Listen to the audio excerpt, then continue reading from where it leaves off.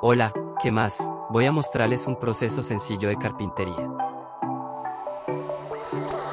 Primero conseguimos las herramientas. Segundo, procedemos a armarlo. Tercero, lo instalamos en el lugar. Y este es el resultado para que vean, chicos, cómo se hace un proyecto sencillo de carpintería. Saludos.